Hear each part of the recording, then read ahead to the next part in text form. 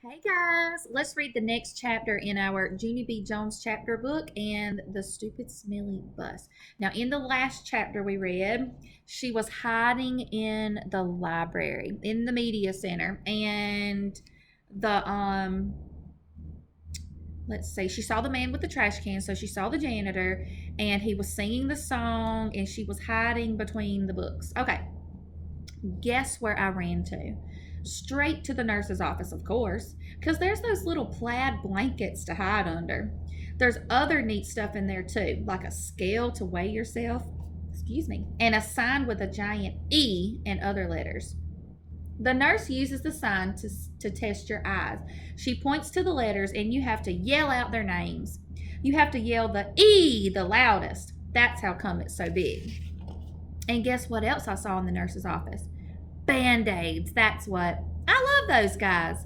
They were on top of the desk, and so I opened the lid and I sniffed them. I said, because Band-Aids smell like a brand new beach ball. Then I dumped them out.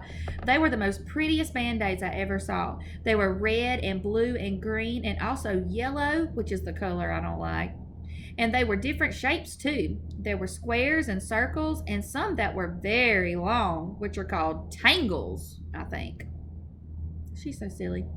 I put a green circle on my knee. That's where I fell down on the sidewalk last week. It's mostly all better now, but if I press it very hard with my thumb, I can still make it hurt. After that, I put a blue tangle on my finger. Do you think maybe she's thinking rectangle? That's where I got a splinter from the picnic table. Mama pulled it out with tweezers, but there's still some table in there, I think. Also, I put a red square on my arm. That's where Tickle scratched me because I got him all wound up. Just then, I saw the nurse's purple sweater. It was hanging on her chair. I put it on.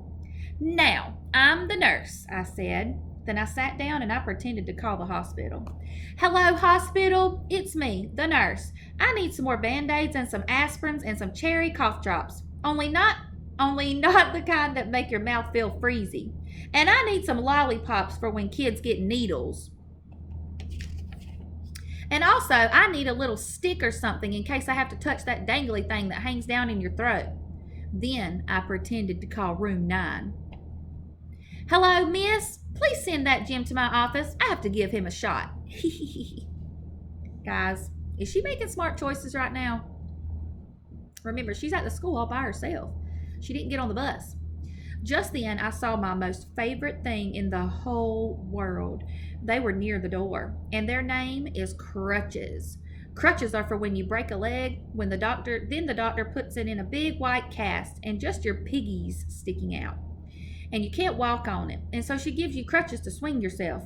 I ran over and picked them up. Then I put them under my arms, only they were way too long for me, and I didn't swing that good. And so I got another idea. I carried them to the nurse's chair, and I climbed up there so I was real tall. And then I put the crutches under my arms, and they fitted just right.